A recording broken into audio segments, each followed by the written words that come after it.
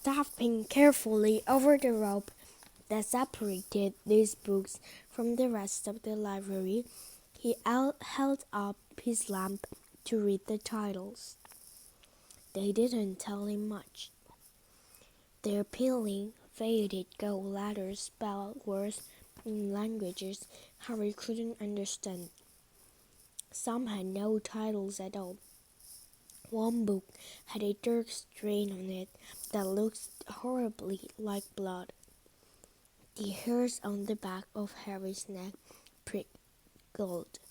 Maybe he was imagining it, maybe not, but he thought a faint whispering was coming from the books, as though they knew someone was there who shouldn't be. He had to start somewhere, setting the lamp down carefully on the floor. He looked along the bottom shelf for an interesting-looking book. A large black and silver volume caught his eye. He pulled it out with difficulty because it was very heavy and balancing it on his knees. Let it fall open.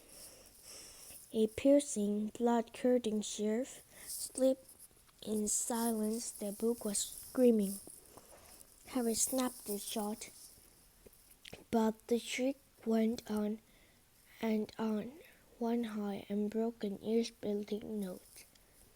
He stumbled backward and knocked over his lamp, which went out at once. Panicking, he heard footsteps coming down the corridor outside. Stuffing the shrieked book back onto the shelf, he ran for it. He passed Filch in the doorway.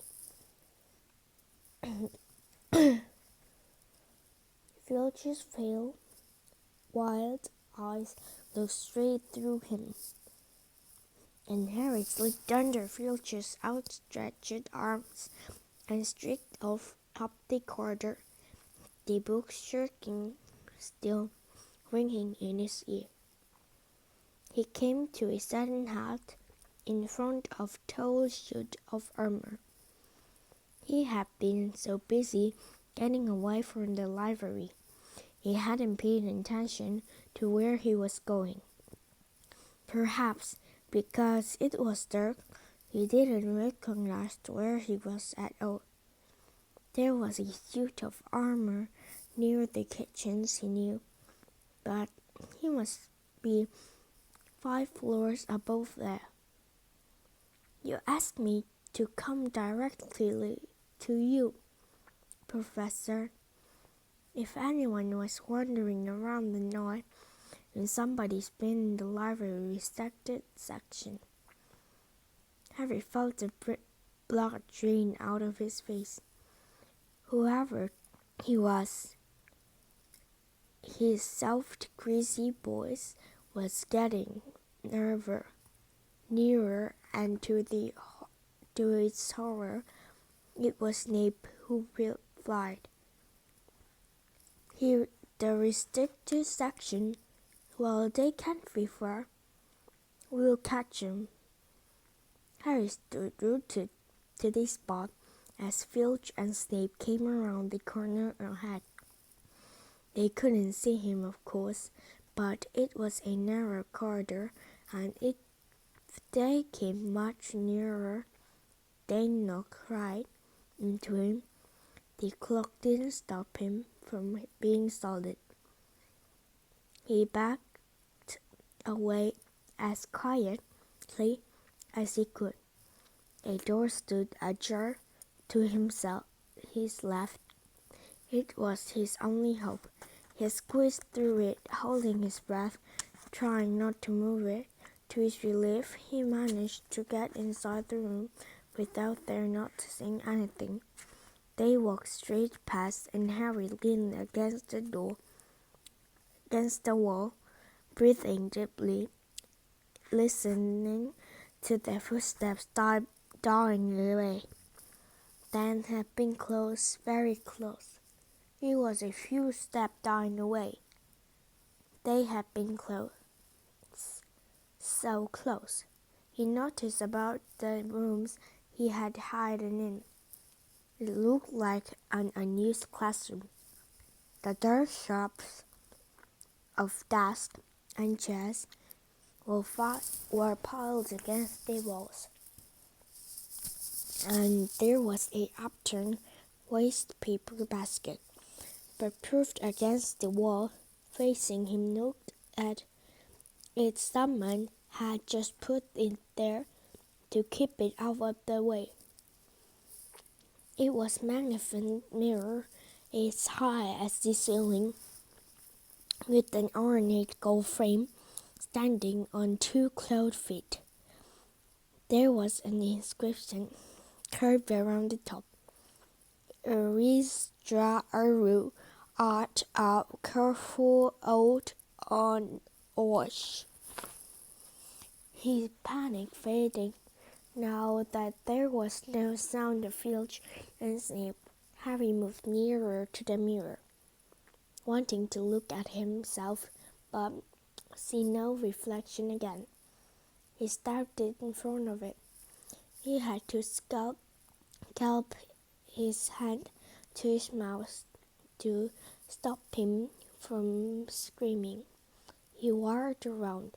His heart was pounding far more furiously than when the book had screamed.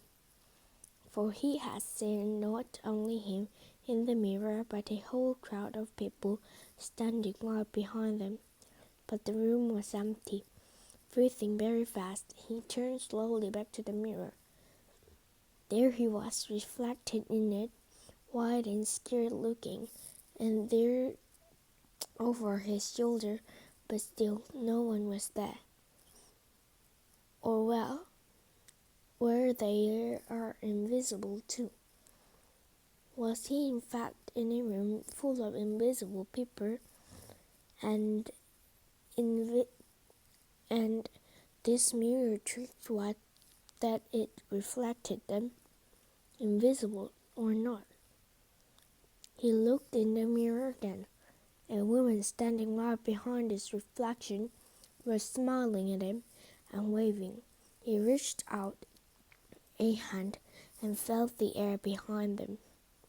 If she was really there, he'd touch her. Their reflections were so close together, but he felt only air. She and the other existed only in the mirror. She was a very pretty woman. She had dark red hair, and her eyes are just like mine, Harry thought, edging a little closer to the glass. Bright green, exactly the same shape, but then he noticed that she was crying, smiling, but crying at the same time. The tall black-haired man standing next to her put his arm around her. He wore glasses, and his hair was very tawny. It stuck up at the back, just as Harry's did. Harry was close to the mirror now that his nose was nearly touching that of his reflection. "Mom," he whispered. "Dad?" They just looked at him, smiling, and slowly Harry looked into the face of the other people in the mirror and saw other pairs of green eyes like his, other nose like this, and a little old man who looked as though he had Harry's lovely knees. Harry was looking at his family for the first time in his life. The porter smiled and waved at Harry, and he stared hungrily back at him. His hand pressed flat against the glass, as though he was hoping to fall right through it and reach them. He had a powerful kind of ache inside him, half joy, half terrible sadness. How long he stood there, he didn't know. The reflections did not fade, and he looked and looked until the distant lines did not fade as he looked and back in his sense. He couldn't stay here. He had to find his way back to bed. He tore his eyes away from the mother face, whispered, "I'll come back," and hurried from the room. "You could have woken me up," said Ron crossly. "You can come tonight. I'm going back. I want to show you the mirror." "I'd like to see your mom and dad," Ron said eagerly. "And I want to see all your family, all the Weasleys. You'll be able to show me your other brothers and everyone." "You can see me any old time," said Ron. "Just come around my house this summer. Anyway, maybe it only shows that people shame about not finding Flamel to have some bacon or something. Why aren't you eating anything?" Harry couldn't eat. He had seen his parents and would be seeing them again tonight. He had almost forgotten about Flamel. It didn't seem important anymore. Who cared that the three-headed dog was skirting? What if this matter if Snape stole it, really? "Are you all right?" said Ron. "You look odd." What Harry feared most was he might not be able to find the mirror room again, which Ron covered in the cloak too. They had to walk much slowly the next night. They tried retracing Harry's route from the library. Wandering around the dirt passage was for nearly an hour. "I'm freezing," said Ron. "Let's forget it and go back." "No," Harry hissed. "I know it's here somewhere." They passed the ghost of a tall witch gliding in the opposite direction, but saw no one else. Just as Ron started moaning that his feet was dead with cold, Harry spotted the suit of armor. "It's here, just here, yes." They pushed the door open. Harry dropped the cloak from around his shoulder and ran to the mirror. There they were. His mother and father beamed at the sight of him. "See?" Harry whispered. "I can't see anything." Look at them. Oh, there are lots of them." "I can only see you." "Look in it properly. Go on, stand where I am." Harry stepped aside, but with Ron in front of the mirror, he couldn't see his family anymore. Just Ron in his paley pajamas. Ron, though, he stared transfixing at his image. "Look at me," he said. "Can't you see our family standing around you? No, I'm alone, but I'm different. I look older, and I'm a hat boy." "What?" "I am wearing a badge like Bill used to, and I'm holding the house cup and the Kiddish cup. I'm Kiddish captain too." Ron tore his eyes away from the splendid sight to look exactly at Harry. "Do you think this mirror shows our future?" "No, can it? All our families are dead." "Let me have another look." "You had it to yourself all last night. Give me a bit more." "You're only holding the Kiddish cup. That's what's interesting about it. I want to see my parents." "Don't push me." A sudden noise outside the corridor put an end of this question. They hadn't realized how loudly they were been talking. "Quick!" Ron threw the cloak back over them, and the luminous eyes of Mrs. Norris came around the door. Ron and Harry stood quietly. For it seemed as an edge, she turned and left. "This isn't safe. She might have gone to Fort Finch. I bet she heard us. Come on." And Ron pulled Harry out of the room. "I know still hadn't melted the next morning." "Want to play chess, Harry?" said Ron.